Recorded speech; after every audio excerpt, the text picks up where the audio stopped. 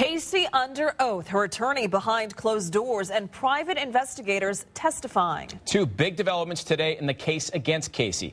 Local 6's Adam Longo has the very latest.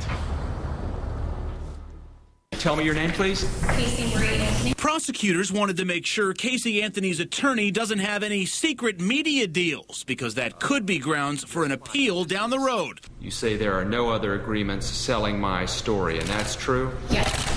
Does any literary rights fee agreement exist between you and Mr. Baez? No. Both sides adjourned to chambers for 7 minutes so the judge could hear privately how the defense team is being compensated. The judge emerged satisfied that it wouldn't be an issue. I'm convinced that as we sit here today, no conflict exists.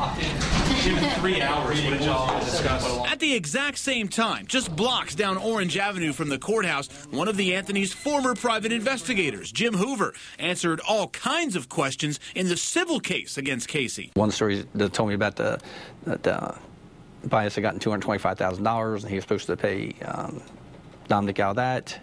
You know, he never got any funds. Dominic being the other private eye, Dominic Casey, who skipped his scheduled deposition with John Morgan today. You admitted to taking photographs of the family and things you could possibly sell down the road?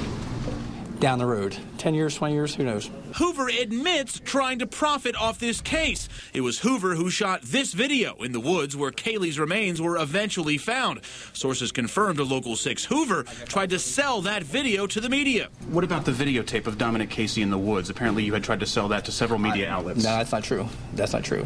What was for sale that particular night was the still pictures that Dominic had. I hadn't told anybody that before.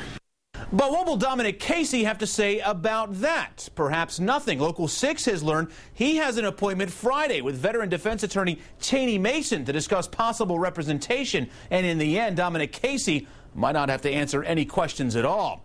Adam Longo, Local 6.